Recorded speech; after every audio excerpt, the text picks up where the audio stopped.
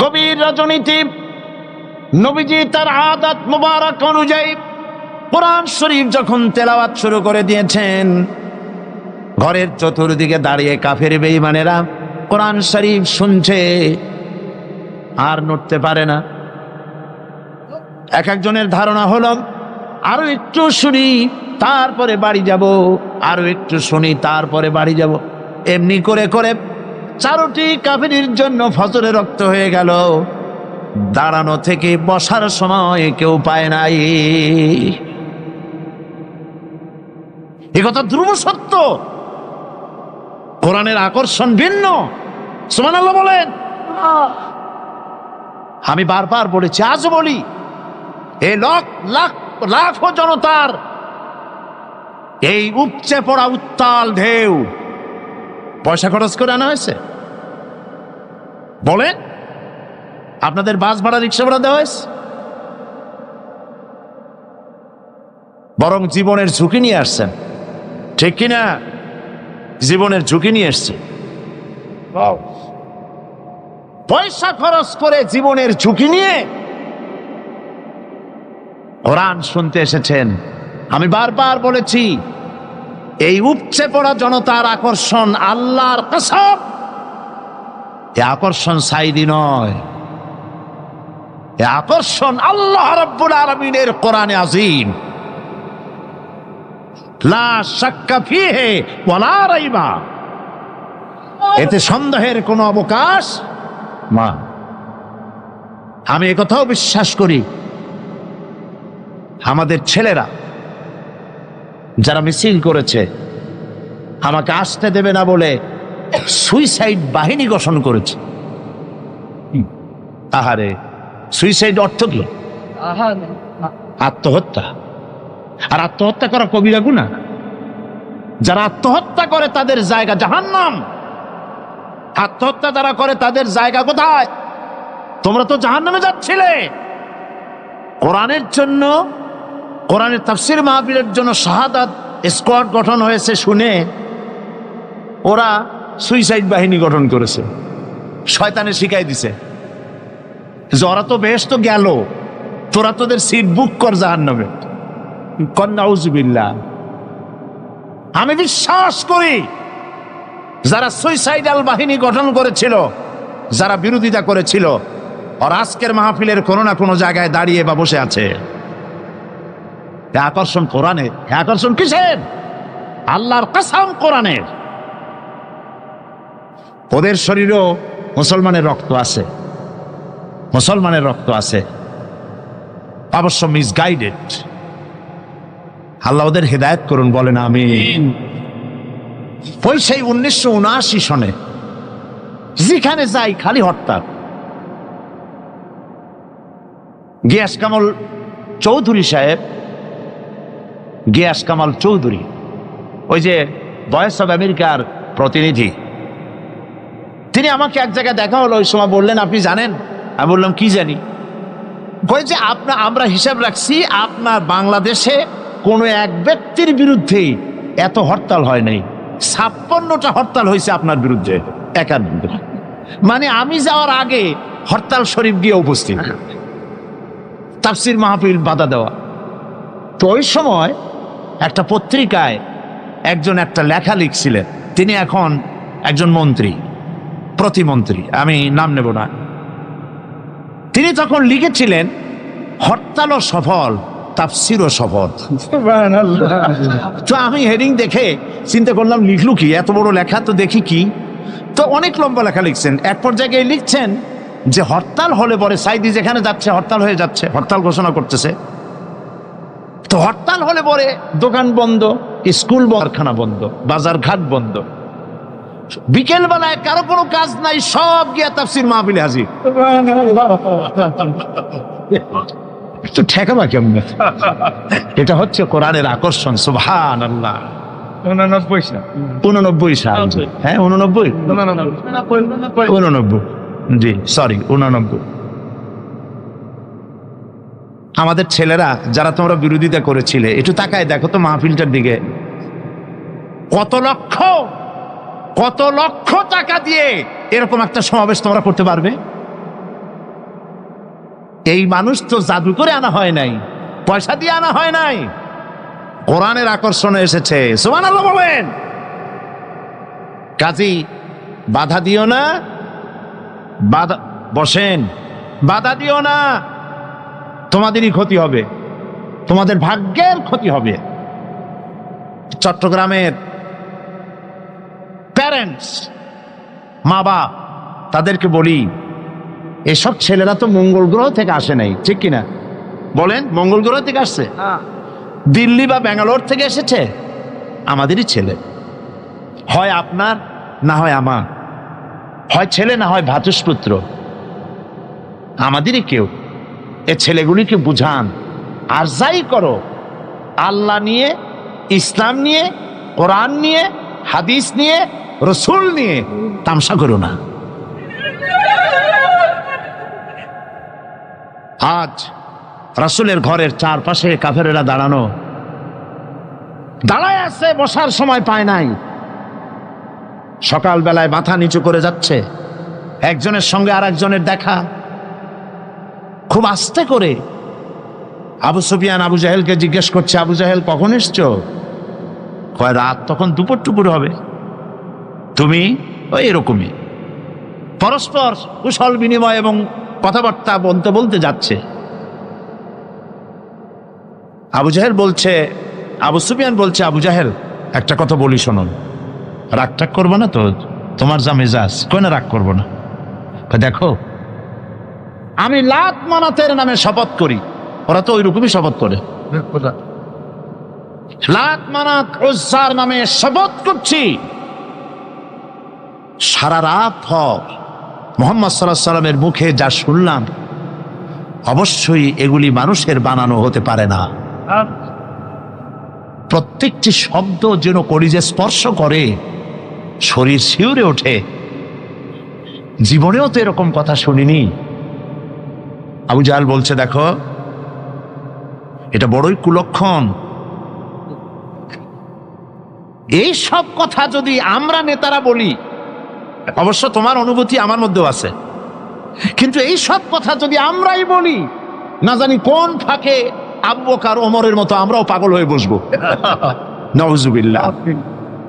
কাজী আমি বুঝতে পেরেছি যে তোমাদেরকে কোরআন একটা আসর করে ফেলেছে, আসো তওবা পড়ো, হাত দাও, হাত দাও, তওবা পড়ো। সবাই তওবা করলো যে না, এইখানে আর এটা শুনতে আসবো না। গেল সবাই। আজ আবার রাত, দুপুর গড়িয়ে এলো। নিষিদ্ধ জিনিসের প্রতি আকর্ষণ হওয়া মানুষের প্রথম দিন থেকেই এসেছে। মানব স্রষ্টা সৃষ্টির সেই প্রথম দিন থেকেই নিষিদ্ধ জিনিসের প্রতি আকর্ষণ।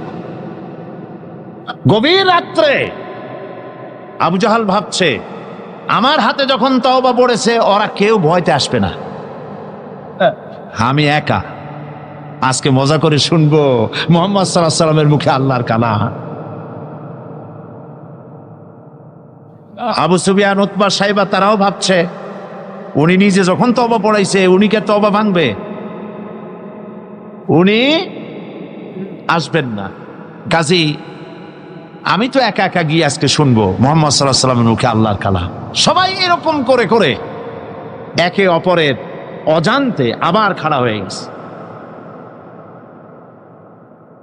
প্রত্যেক রজনীর অভ্যাস মোতাবেক আল্লাহ নবী গভীর রাত্রে আবার তেলাওয়াত শুরু করেছেন। এই সব লোকগুলি ঘরের চতুর্দিকে দাঁড়িয়ে শুনতে শুনতে শরীর যেন অবশ হয়ে যায়। আজ রাত শেষ হওয়ার আগে এরা মনে করল আজ আর ভোর করা ঠিক না, কারণ আমরা সবাই তওবা পড়েছি, যদি কারো সামনে পড়ি তওবা ভঙ্গের কারণে আসামি হয়ে যাব। কাজী দৌড় মারো। দৌড় মারছে। অন্ধকারের ভিতরে একজন গিয়ে আর একজনের ঠ্যাঙ্গে বাড়ি লাগছে। আবু জাহেল ভয় পাইছে। কে? কয় যে আমি আবু সুফিয়ান। তুমি কেন? আমি আবু জাহেল। আরে পাগল, কালকে তওবা করলে আজকে আসলি কেন? বেটা বেশি মাতবারি করিস না, তুই আসলি কেন সেটা কো আগে।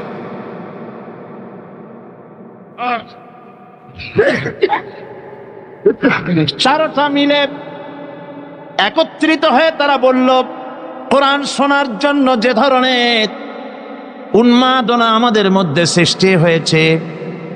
আমরা নিজেরাই না জানি কখন মুসলমান হয়ে যাব। কাজী তওবা করলে হবে না, আসো আইন করে বন্ধ করি। কাফেরেরা সিদ্ধান্ত নিল কি? আল্লাহ রাব্বুল আলামিন কোরআনে কারিমের ভিতরে কাফেরদের সেই সিদ্ধান্ত কোট করে দিলেন। কারণ আবু জাহেল তো থাকবে না, নাতিরা থাকবে। যুগে যুগে আবু জাহেলের নাতিরা কোরআনের মাহফিলে বাধা দেবে। কারা বাধা দেবে?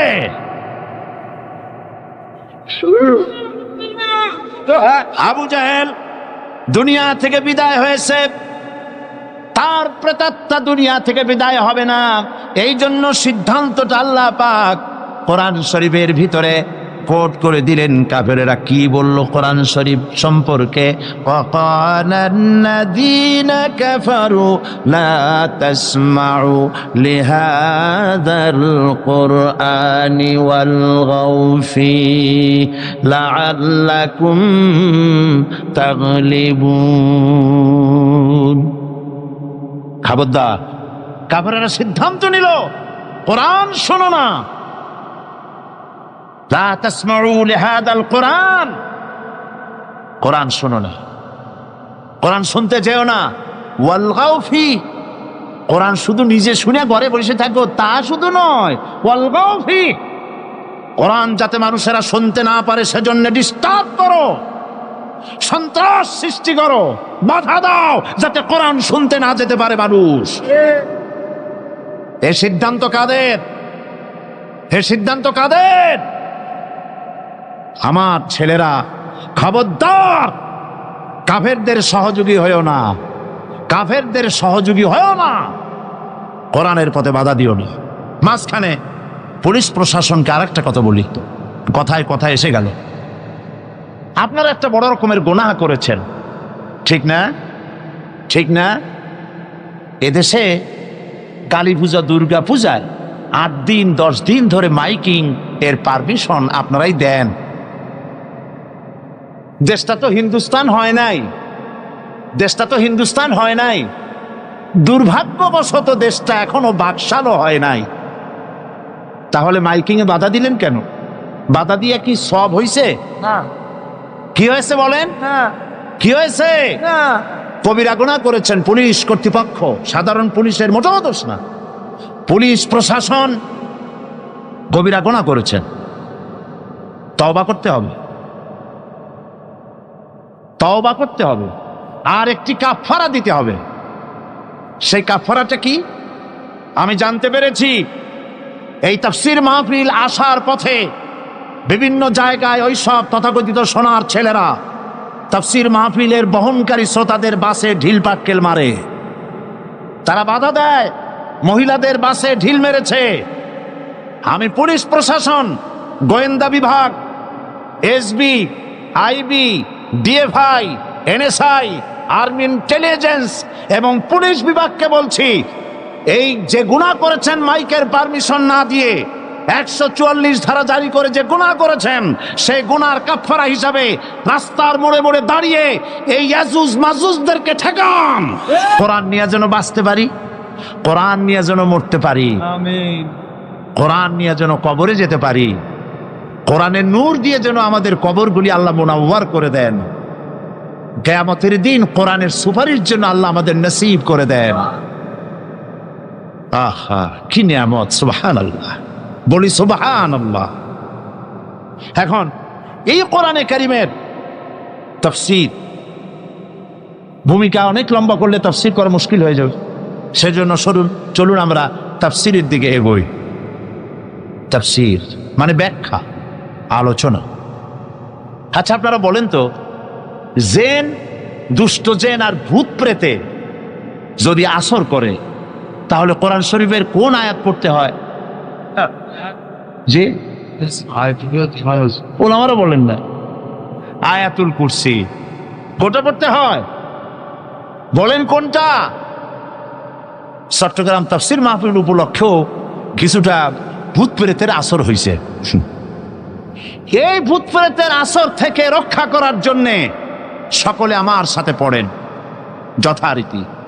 أعوذ بالله من الشيطان الرجيم بسم الله الرحمن الرحيم الله لا إله إلا هو الحي القيوم لا تأخذه سنة ولا نوم له ما في السماوات وما في الأرض من ذا الذي يشفع عنده إلا بإذنه يعلم ما بين أيديهم وما خلفهم ولا يحيطون بشيء من علمه إلا بما شاء وسع كرسيه السماوات والأرض ولا يؤوده حفظهما وهو العلي العظيم صدق الله العظيم সবাই বলেন সাদাকাল্লাহুল আযীম 5 দিন তাফসীরুল কোরআন মাহফিল একাধারে আলোচনা করতাম, আজকে 2 দিন মাহরুম হয়ে গেলাম। কলিজা ফেটে যায়, চোখে পানি এসে যায়, কি নিয়ামত থেকে বঞ্চিত হয়ে গেলাম। সুতরাং আয়াতুল কুরসি থেকে শুরু করি, কদ্দুর যাইতে পারি দেখি।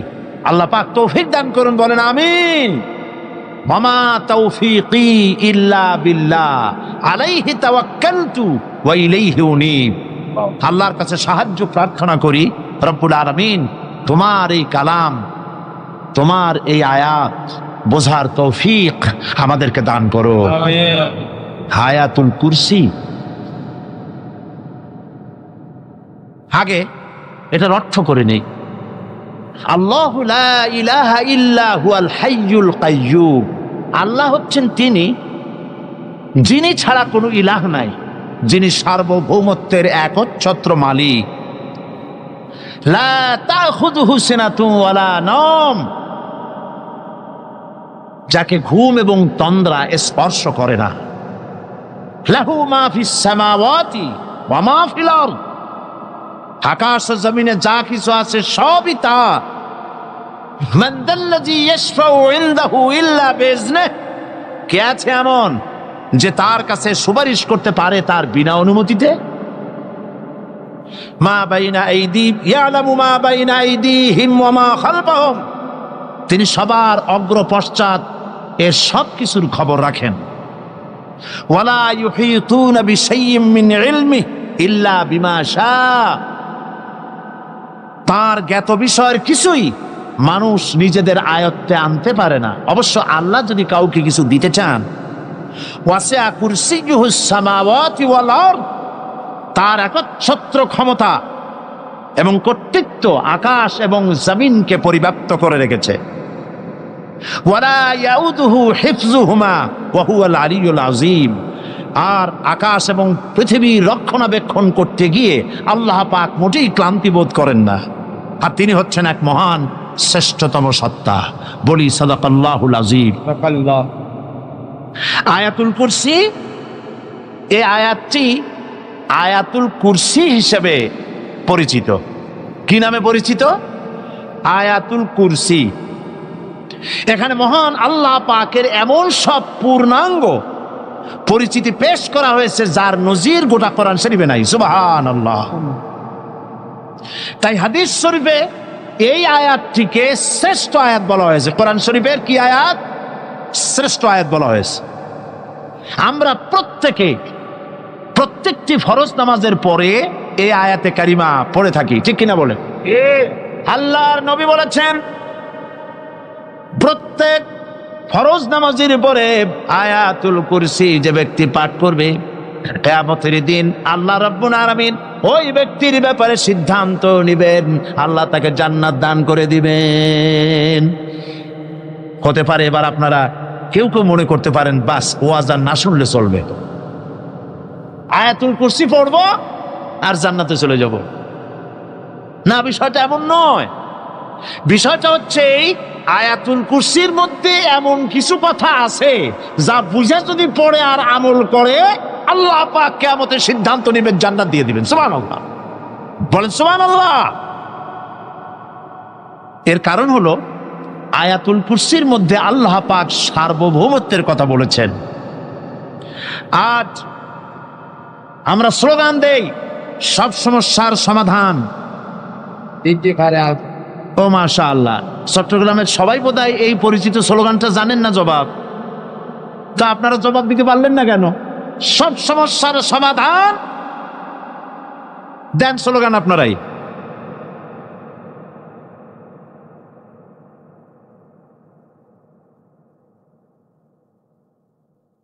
এটা শুধু স্লোগান নয়, সব সমস্যার সমাধান দিতে পারে আল কোরআন। এটা শুধু স্লোগান নয়, এটাই বাস্তবতা, এটাই বাস্তব সত্য। আয়াতুল কুরসির মধ্যে রয়েছে একটি জটিল সমস্যার সমাধান, যাকে সহজ কথায় বলা যায় গদি সমস্যার সমাধান। কুরসি মানে হলো গদি। আজকাল গদি নিয়ে কি হচ্ছে টের পাচ্ছে না ভাই? কথা কন না কেন?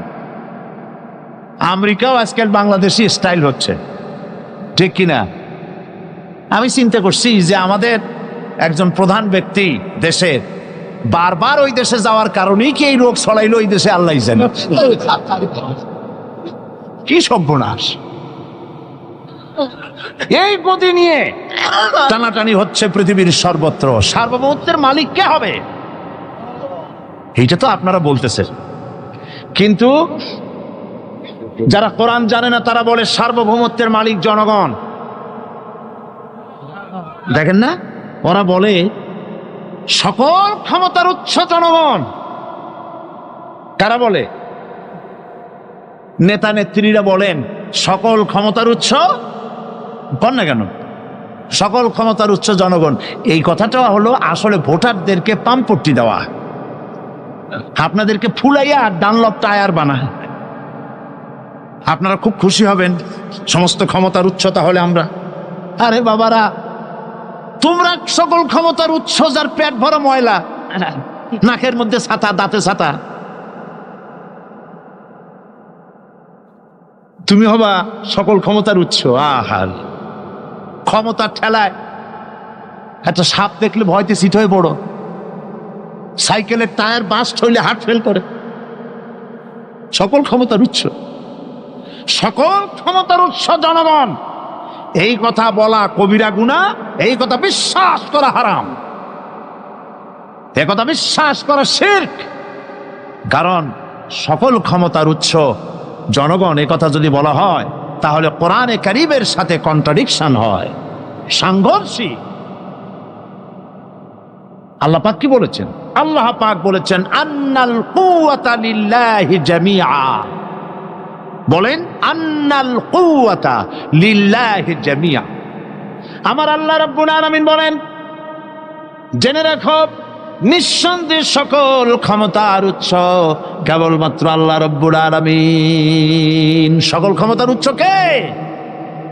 জোরে বলেন আল্লাহ, আল্লাহ, আল্লাহ। তিনি একমাত্র সকল ক্ষমতার উৎস। সার্বভৌমত্বের মালিক কে হবে?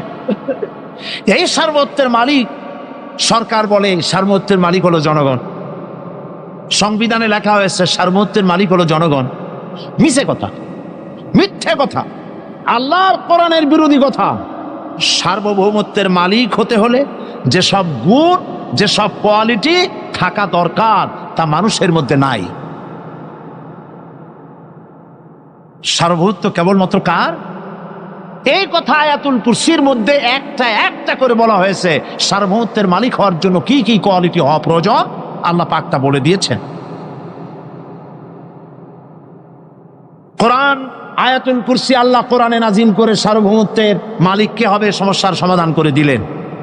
রাসূল করিম সাল্লাল্লাহু আলাইহি সাল্লাম মানুষের সার্বভৌমত্ব খতম করে মদিনায় আল্লাহর সার্বভৌমত্ব কায়েম করে তিনি একটি রাষ্ট্র কায়েম করলেন। মদিনার রাষ্ট্রের সার্বভৌমত্বের মালিক কে ছিলেন? আল্লাহ। জোরে বলেন, কে ছিলেন? আল্লাহ। মানুষ তখন দেখতে পেল খোদাই সার্বভৌমত্বের ভিত্তিতে যে রাষ্ট্র গঠন হয়, সেই রাষ্ট্র মানবতার জন্য কত কল্যাণকর হয়। সুবহানাল্লাহ বিহামদি। আর মানুষের সার্বভৌমত্বের ভিত্তিতে যে রাষ্ট্র গঠন হয়, সেই রাষ্ট্রে দলীয়করণ, আত্মীয়করণ, বংশীয়করণের শ্রাদ্ধ হয়ে যায়। সার্বভৌমত্বের মালিক হিসাবে মানুষ 100-তে 100 ভাগ, মানুষ 100-তে 100 ভাগ অযোগ্য। কারণ সার্বভৌমত্ব নিরঙ্কুশ, যা ভাগ করা যায় না, যা কেড়ে নেওয়া যায় না। আমাদের দেশে যারা সার্বভৌমত্বের মালিক, অনেক সময় বলে রাষ্ট্র, অনেক সময় বলে জনগণ। যারা ক্ষমতায় আসে তারা সার্বভৌমত্বের মালিক নিজেদেরকে দাবি করেন, আবার জনগণকেও দাবি করেন। তো এই সার্বভৌমত্বের মালিক তো তাদের হাত থেকে এই মালিকানা আরেকজনে কেড়ে নিয়ে যায়, নেয় না? নেয় না? কেড়ে নিয়ে যায়। আয়াতুল কুরসিতে বলা হলো যে সার্বভৌমত্বের মালিক এই ক্ষমতা থেকে আরবিতে বলা হয় উলুহিয়াত। এই ক্ষমতাকে, সার্বভৌমত্বের ক্ষমতা থেকে আরবিতে কি বলা হয়? উলুহিয়াত। আর যার হাতে এই ক্ষমতাটা থাকে তাহলে বলে ইলাহ, তাকে কি বলা হয়? আল্লাহ রাব্বুল আলামিন আয়াতুল কুরসির শুরুতে এই কথাটাই বলে দিলেন, আল্লাহু লা ইলাহা ইল্লা হুয়াল হাইয়ুল কাইয়্যুম। আল্লাহ হচ্ছেন তিনি, যিনি ছাড়া কোনো ইলাহা নাই। তার মানে হলো সার্বভৌমত্বের একচ্ছত্র মালিকানা কার হাতে? চিৎকার দিয়ে বলুন, আল্লাহ রাব্বুল আলামিনের হাতে। সার্বভৌমত্বের এই ক্ষমতা হস্তান্তরযোগ্য নয়। আর সার্বভৌমত্বের মালিক যিনি হবেন, তার শুরু থাকবে না, শেষও থাকবে না। এই কোয়ালিটি কার মধ্যে আছে? আল্লাহ পাকের মধ্যে। আল্লাহ পাক বললেন তিনি হচ্ছেন আল হাই আল কাইয়্যুম। তিনি হাইয়্যু, তিনি কাইয়্যুম। তিনি শাশ্বত, তিনি জাগ্রত, তিনি চিরস্থায়ী, যার শুরুও নাই, যার শেষও নাই। সুবহানাল্লাহি বিহামদিহি। আর সার্বভৌমত্বের মালিক যিনি হবেন, তিনি ঘুমাইতে পারবেন না। কারণ তিনি যদি ঘুমায় থাকেন, জায়গায় থাকা অবস্থায় কু হয়ে যায়, যায় না? আর্মিরা থাপ্পড় মেরে দেশ নিয়ে যায়, নেয় কিনা কন? সব দেশেই হইতে পারে, সব দেশেই হতে পারে। তোমাকে বধিবে যে গোকুলে বাড়ি শেষে, কাজে বলা যায় না কখন কি হয়ে যায়। এই সার্বভৌমত্বের মালিকানা নিয়ে যারা বসে আছে, যে কোনো মুহূর্তে তার হাত থেকে ক্ষমতা ছিনতাই হয়ে যেতে পারে, পারে কিনা? আর ঘুমায় থাকলে, সার্বভৌমত্বের মালিক দাবি করে যদি ঘুমায় থাকে, ততক্ষণ ভারপ্রাপ্ত বানাবে কারে? এই জন্য সার্বভৌমত্বের মালিক হচ্ছেন আল্লাহ পাক, যাকে ঘুম এবং তন্দ্রা স্পর্শ করে না। সার্বভৌমত্বের মালিকের কোয়ালিটি আল্লাহ পাক বলছেন, লা তাখুযুহু সিনাতুন ওয়ালা নাওম। পড়েন সবাই, লা তাখুযুহু সিনাতুন ওয়ালা নাওম। তার ঘুমও নাই, তন্দ্রাও নাই। হযরত মূসা আলাইহিস সালাম আল্লাহ পাকের কাছে একবার প্রশ্ন তুলেছেন, আল্লাহ পাক তুমি নাকি ঘুমাও না? আল্লাহ বলেন তুমি বিশ্বাস করো না? মূসা আলাইহিস সালাম বলছেন অবশ্যই বিশ্বাস করি। আল্লাহ পাক বললেন বিশ্বাস যদি করো তাহলে বুঝানো যাবে। হযরত ইব্রাহিম আলাইহিস সালাম বলেছিলেন আল্লাহ পাকের কাছে, কাইফা রব্বি আরিনি কাইফা তুহিল মাউতা, হে রব তুমি আমারে দেখাও কেমনে তুমি মৃত্যুকে জিন্দাকে মৃত্যু করো, মৃত্যুকে জিন্দা করো, একটু দেখাও আমারে। আল্লাহ পাক বললেন আওয়ালাম তুমিন, বিশ্বাস করো না? ইব্রাহিম আলাইহিস সালাম সঙ্গে সঙ্গে বললেন বালা। নাম বললেন না, বালা মানেও হ্যাঁ, নাম মানেও হ্যাঁ, কিন্তু একটু তিনি নাম না বলে বালা বললেন। নামের অর্থ হলো হ্যাঁ, আর না বালার অর্থ হচ্ছে কেন নয়, অবশ্যই বিশ্বাস করি। ওয়ালাকিন লিয়াতমাইন্না কালবি, তবে আল্লাহ তুমি যদি চোখে দেখাও একটু, তাহলে এগুলি একটুখানি লিয়াতমাইন্না কালবি, আমার অন্তরাত্মা প্রশান্তি লাভ করবে যদি চোখে দেখতে পারি। আল্লাহ বলেন তাহলে তোমারে দেখাবো। আল্লাহ দেখাইলেন। মুসা আলাইহিস সালাম যখন বললেন যে আল্লাহ পাক তুমি আর মৃত্যুকে চিন্তা করো কেমনে, তুমি ঘুমায় থাকো, না ঘুমায় পারো কেমনে? তোমার নাকি ঘুম নাই, তন্দ্রা নাই। আল্লাহ পাক বলেন বিশ্বাস করো না? বলে আমি বিশ্বাস করি। তো ঠিক আছে, তাহলে তোমার দেখাই। বললেন 1 গ্লাস পানি নিয়ে আসো। 1 গ্লাস পানি নিয়ে এসে দাঁড়িয়ে থাকো। আল্লাহ পাক মুসা আলাইহিস সালামকে বললেন 1 গ্লাস পানি নিয়ে দাঁড়াও। আর ঘুমকে আল্লাহ পাক বললেন মুসারে ধরো। মুসা আলাইহিস সালাম নিদ্রাচ্ছন্ন হলেন, তন্দ্রা এসে গেল, হাত শিথিল হয়ে হাতের থেকে পানি ভর্তি গ্লাস পড়ে ভেঙে চুরমার হয়ে গেল। মুসা আলাইহিস সালাম ভয় পেয়ে গেলেন। আল্লাহ রাব্বুল আলামিন বলেন, ভয় পাওয়ার কোনো কারণ নাই, তোমার প্রশ্নের জবাব আমি এভাবেই দিলাম। 1 গ্লাস পানি নিয়ে কয়েক মিনিট দাঁড়াইতে পারো নাই, ঘুমের সঙ্গে সঙ্গেই গ্লাস পড়ে ভেঙে গেল। তামাম আকাশ আর জমিন, গোটা সৃষ্টি জগৎ তোমার আল্লাহ পাকের হাতের মুঠার মধ্যে রয়েছে। আল্লাহ যদি ঘুমায় যায় সব শেষ হয়ে যাবে। তামাম সৃষ্টি জগতের ট্রাফিক কন্ট্রোল আল্লাহ কর্তৃক হয়, আর মানুষের যা হয় আল্লাহ পাক তার থেকে সম্পূর্ণ মুক্ত। আল্লাহ পাকের ঘুম নাই, তন্দ্রাও নাই। লা তাখুযুহু সিনাতু ওয়ালা নাওম, ঘুমও নাই, তন্দ্রাও নাই। আল্লাহ পাক সমস্ত রকমের মানবীয় কোয়ালিটি থেকে, গুণ থেকে মুক্ত, মুবাররা, পবিত্র। আল্লাহ রাব্বুল আলামিন সার্বভৌমত্বের একচ্ছত্র মালিক হচ্ছেন আল্লাহ পাক। তিনি ছাড়া কোনো ইলাহ নাই। তিনি পরিষ্কার করে বলছেন, আল্লাহু লা ইলাহা ইল্লা হুয়াল হাইয়ুল কাইয়্যুম। সবাই পড়েন, আল্লাহু লা ইলাহা ইল্লা হুয়াল হাইয়ুল কাইয়্যুম। আল্লাহ হচ্ছেন সার্বভৌমত্বের মালিক, তিনি ছাড়া কোনো ইলাহ নাই। এমন একটি আয়াত তাফসীরের জন্য আল্লাহ এনে দিয়েছেন, যেই আয়াতটি বুঝলে পরে দুনিয়াও শান্তি, আখিরাতেও শান্তি। গদি সমস্যার সমাধান হবে, সব সমস্যার সমাধান হবে। আয়াতুল কুরসি এমন আয়াত, যা তেলাওয়াত করলে, বুঝলে, আমল করলে কিয়ামতের দিন আল্লাহ পাক তার সম্পর্কে সিদ্ধান্ত নেবেন, জান্নাত দিয়ে দিবেন। সুবহানাল্লাহ। আমার দিল সাক্ষী দেয়, আমি তাকে বলবো আমার কথা আপনি না শোনেন। আমার দিল সাক্ষী দেয় তিনি আল্লাহর ওলি, বুজুর্গ বান্দা আল্লাহ পাক, সর্বজন শ্রদ্ধেয় ব্যক্তিত্ব। আল্লাহ তাকে হায়াতে তাইয়্যিবা, সেহাতে কুল্লিয়া দান করুন। আল্লাহ তার দৃষ্টি শক্তি তুমি নিয়েছ, মৃত্যুর সময় দৃষ্টি খুলে দিয়ে রাসূলুল্লাহকে দেখতে দেখতে মরার তৌফিক দিও, আর মরার সাথে সাথে কবরের সাথে জান্নাতের সুড়ঙ্গ পয়দা করে দিও। তিনি আমার সাথে টেলিফোনে কথা বলে বলেছেন, চট্টগ্রামে কিয়ামত চলতেছে, আল্লাহর বান্দাদের কাছে যেতে পারতেছি না, আল্লাহর বান্দারা কাছে এসে পয়সাও দিতে পারছে না, এত বড় মাহফিল চালাবো কিভাবে? তাহলে আফসোসে আমার প্রাণ কেঁদেছে। চট্টগ্রামবাসীরা,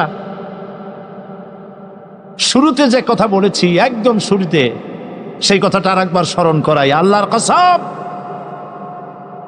তাফসীরুল কোরআন মাহফিল জামাত শিবিরের একক সম্পদ নয়, মুসলমানদের সম্পদ, গোটা মুসলিম উম্মতের সম্পদ। এই বরকতপূর্ণ মুবারক মাহফিল আমার মনে পড়ে জামিউল আজহার, কায়রো, মিশর। সেখানকার একজন ওস্তাদ, বিশ্ববিখ্যাত জামে আজহারের ওস্তাদ, প্যারেড ময়দানে বক্তৃতা করে বলেছিলেন, প্রায় 60 ঊর্ধ্ব বয়স তার, বিলো 70। তিনি বক্তৃতা করতে গিয়ে সেই ওস্তাদ, হাদিসের ওস্তাদ, বিশ্ববিখ্যাত বিশ্ববিদ্যালয়, তিনি বলেছিলেন, কোরআন শরীফের এত বড় তাফসীরের মাহফিল আমি জীবনে পৃথিবীর কোথাও দেখি নাই। আপনারা বিশ্বাস করুন, সমগ্র বিশ্বে কোরআনের এত বড় তাফসীরের মাহফিল সারা দুনিয়ায় নাই। এই মাহফিলে যারা বাধা দিল, আল্লাহ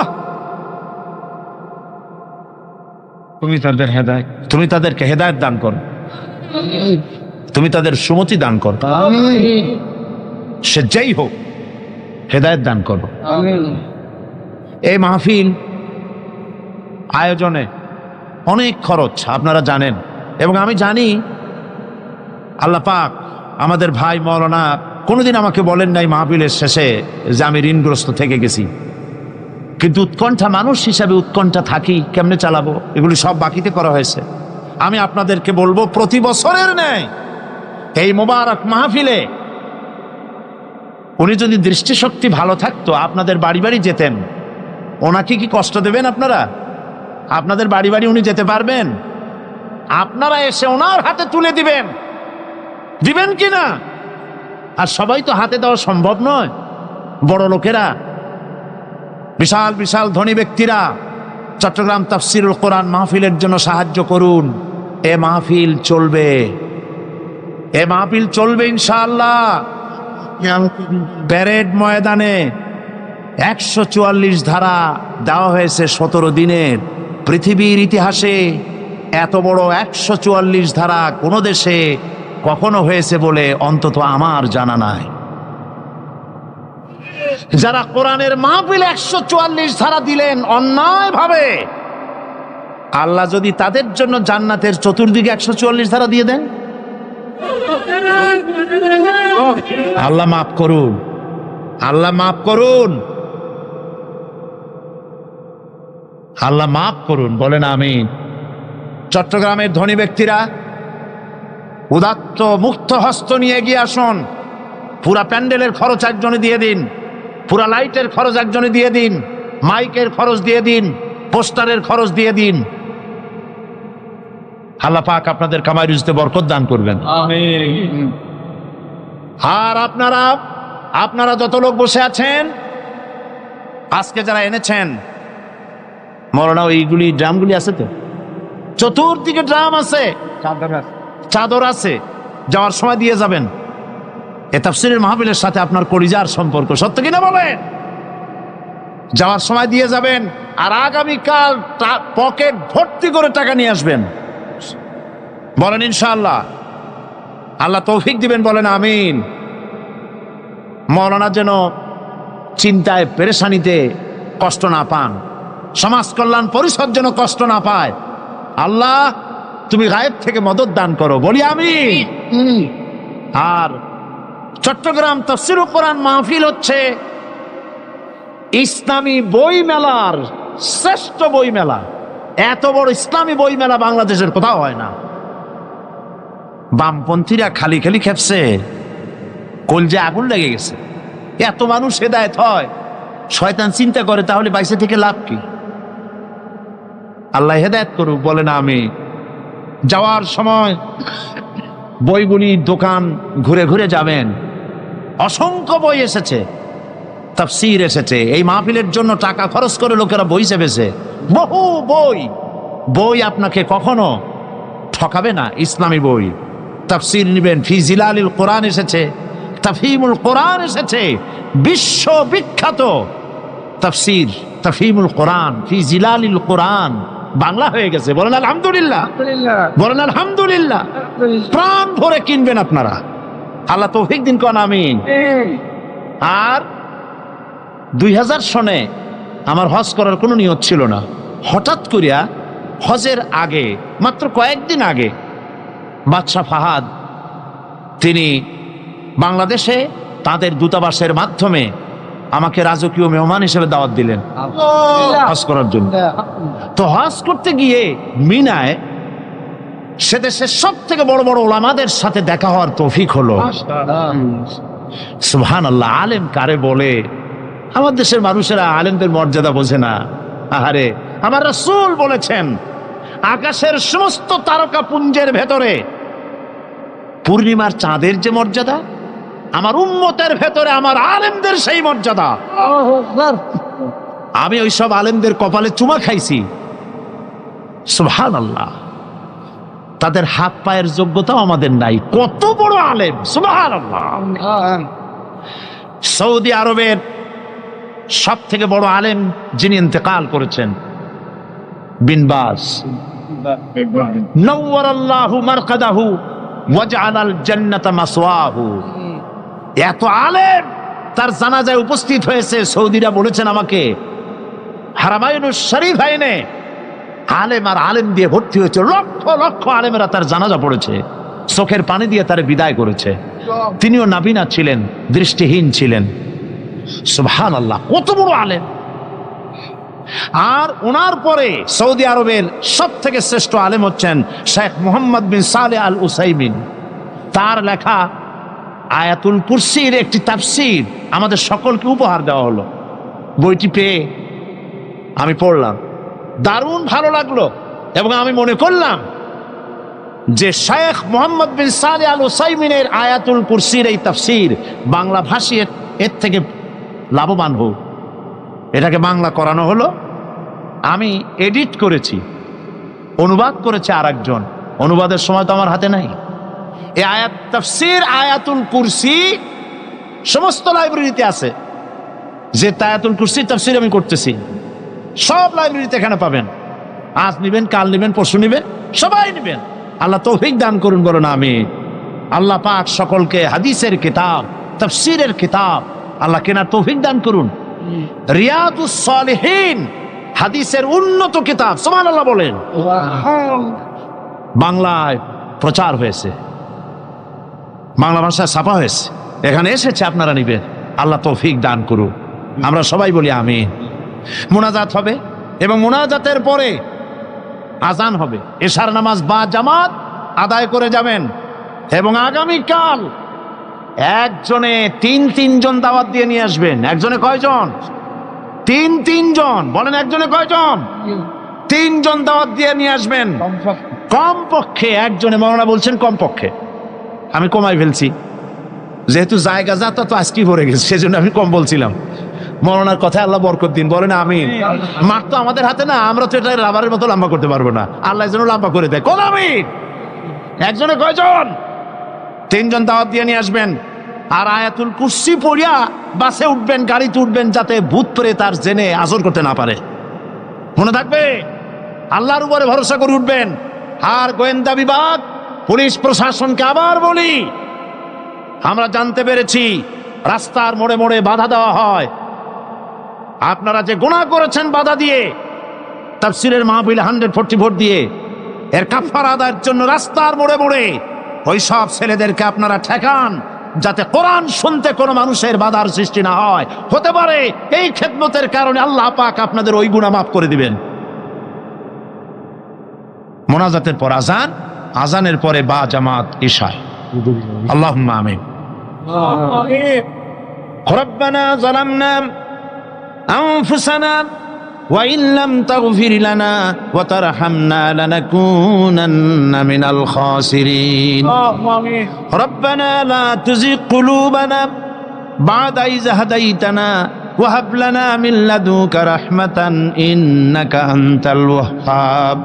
আয় আল্লাহ তাআলা, লাখো জনতা নিয়ে, মা বোনদের নিয়ে তোমার দরবারে চট্টগ্রাম তাফসীরুল কোরআন মাহফিল আজকের এই প্রথম দিনে গুনাহগার কাঙ্গালের মতো তোমার দরবারে হাত তুলেছি। মেহেরবানি করে আমাদের আলোচনা দুরূদ ও সালামের সওয়াব জনাবে মুহাম্মদুর রাসূলুল্লাহ সাল্লাল্লাহু আলাইহি ওয়াসাল্লামের রূহ মুবারকে পৌঁছায় দাও। তাম পৃথিবীর মাটির নিচে যত মুমিন মুমিনাত শুয়ে আছেন, আল্লাহ প্রত্যেকের রুহের পরে সওয়াব পৌঁছায় দাও রব্বুল আলামিন। সারা জীবন গুনাহ করেছি, গুনাহ করে করে জীবনকে নষ্ট করে ফেলেছি। আল্লাহ তাআলা দয়া করে জিন্দেগীর সকল গুনাহ মাফ করে দাও রব্বুল আলামিন। আমাদের মা বাপ যাদের কবরে শুয়ে আছে, কবরগুলিকে জান্নাতের টুকরা বানায়া দাও। রব্বির হামহুমা কামা রব্বায়ানি সগীরা। সবাই পড়েন, রব্বির হামহুমা কামা রব্বায়ানি সগীরা। হে আল্লাহ তাআলা, এই মুহূর্তে মনে পড়লো এই তাফসীরের মাহফিল প্রতি বছর যিনি উদ্বোধন করতেন বাইতুস শরফের হযরত পীর সাহেব কেবলা, হযরত মাওলানা শাহ আব্দুল জব্বার সাহেব আমাদের থেকে বিদায় হয়ে গেছে। ওই সুন্দর চাঁদ মুখ আর তো আমরা দেখতে পাবো না। আল্লাহ তার কবরটাকে জান্নাতের টুকরা বানায়া দাও রব্বুল আলামিন। এই মাহফিল 5 দিন প্রতি বছর হয়। আল্লাহ তাআলা 2 দিন থেকে মাহরুম হয়ে গেলাম যাদের কারণে। আল্লাহ তাআলা তুমি তাদেরকে গজব দিও না, তুমি তাদেরকে শাস্তি দিও না মাবুদ। যারা এই কাজ করলো, বাধা দিল, আমরা সবাই মিলে তোমার কাছে মাপ চাই। তাদের সকলকে আল্লাহ তুমি দয়া করে কোরআনের সৈনিক বানাইয়া দাও রব্বুল আলামিন। গত জুমায় শাহী মসজিদে মুসলমানদের উপরে যারা হামলা করলো, কোন মুসলমান পুলিশ জুতা পায়ে দিয়া মসজিদে ঢুকতে পারে আমরা বিশ্বাস করি না। আল্লাহ তাআলা কারা ঢুকছে আমি জানি না, তারা কোন ধর্মের লোক। আল্লাহ এত বড় গুনার কাম যারা করলো, আল্লাহ তাদের হেদায়েত নসিব করে দাও রব্বুল আলামিন। মুসল্লিদের উপরে টিয়ার গ্যাস মারলো, গোলাগুলি করলো, বুলেট ছুড়লো। হায় আল্লাহ, তাদের মধ্যে বহু লোক আজ হসপিটালে আছে। আল্লাহ তুমি দয়া করে তাদেরকে শেফায়ে আজেলা দিয়ে দিও। রাকেব করে একটা ছেলে, তার চোখ বাঁচাবলে আল্লাহ বাঁচাইলে বাঁচবে না। জাকির নামক একটি ছেলে, পুলিশের রাবার বুলেট লেগে চোখটা তার যাবো যাবো করতেছে। আল্লাহ তোমার কোরআনের কারণে সে ব্যক্তি নামাজ পড়তে এসেছে, তার চোখটা আল্লাহ ওরা গুলি করে দিল। আল্লাহ তুমি দয়া করে আমরা ভিক্ষা চাই, চোখ ফিরাইয়া দাও আল্লাহ। কোরআনের মাহফিলে ওর চোখ আমরা ভিক্ষা চাইতেছি, চোখটা দিয়ে দিও বাবু রব্বুল আলামিন। কোরআনের সপক্ষে কথা বলতে গিয়ে 40 জন লোককে পুলিশ প্রশাসন জেলের মধ্যে ঢুকায় দিছে। আল্লাহ পুলিশের সুমতি দাও, তোমার ওই 40 জন বান্দা যেন কালকে জেল থেকে বেরিয়ে এসে তাফসীর মাহফিলে শরীক হয়ে যেতে পারে রব্বুল আলামিন। সরকারকে সুমতি দাও, কোরআন নিয়ে, হাদিস নিয়ে, ইসলাম নিয়ে, আলেম নিয়ে যেন ষড়যন্ত্র না করে। হায় আল্লাহ তাআলা তুমি দয়া করে সকলকে হেদায়েত নসিব করে দাও। এই মাহফিলে বহু টাকা প্রয়োজন মাবুদ, কোথা থেকে আসবে জানি না। আল্লাহ পাক তোমার বান্দাদের দিলকে নরম করে খরচ উঠাইয়া দিও। মা বোনেরা প্রতি বছর কষ্ট করে করে আসেন আর মাহফিলের পাশে পর্দার আড়ালে বসে শোনেন। আজকে তারা দেওয়ালের মধ্যে একটা ভিন্ন জায়গায় বসেছেন, তাদের ভালো করে বসতে দেওয়া গেছে কিনা আমি জানি না। মাবুদ গো দয়া করে মা বোনদেরকে, তারা যে আসেন আল্লাহ তাদের উপরে রহমত নাজিল করো। আল্লাহ তুমি তাদের এমন জীবন যাপনের তৌফিক দাও যাতে করে কিয়ামতে হযরত আয়েশা খাদিজার সঙ্গে হাসর নসিব হয়ে যায় রব্বুল আলামিন। আগামীকাল এবং পরশু যে মাহফিল হবে, এই মাহফিলগুলি তোমার কুদরতি নিজাম দিয়ে পরিচালিত করো। আর একটা দরখাস্ত করি, কোরআনের মাহফিলে বাধা দিয়ে সফল হতে না পেরে তারা পাগলের ন্যায় হয়ে আবল তাবল বকতেছে, পথে ঘাটে বাধা দিতেছে। আল্লাহ রব্বুল আলামিন তোমার বান্দা বান্দিরা যারা মাহফিলে আসে তাদের জান মাল এর হেফাজতের দায়িত্ব আল্লাহ তুমি নিজ হাতে নিয়ে নিও। পথে ঘাটে আসা যাওয়ায় কোনো বান্দা বান্দি যেন আহত না হয়, নির্যাতিত না হয়। আল্লাহ যারা বাধা দিতে চেষ্টা করে ওদের কলজার মধ্যে জাহান্নামের ভয় ঢুকাইয়া দাও, ওদের কলজার ভিতরে মৃত্যুর ভয় ঢুকাইয়া দাও।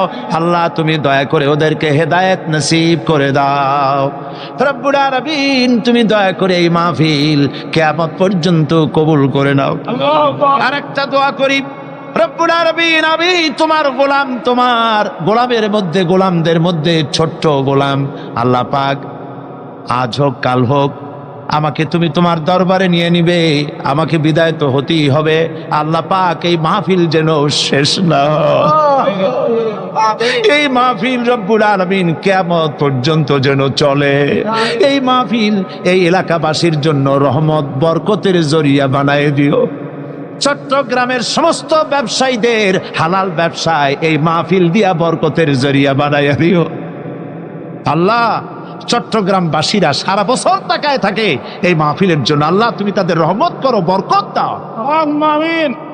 রব্বানা تقبل منا إنك أنت السميع العليم وتب علينا إنك أنت التواب الرحيم سبحان ربك رب العزة عما يصفون وسلام على المرسلين والحمد لله رب العالمين واجعل آخر كلمة عند الموت لا إله إلا الله محمد رسول الله।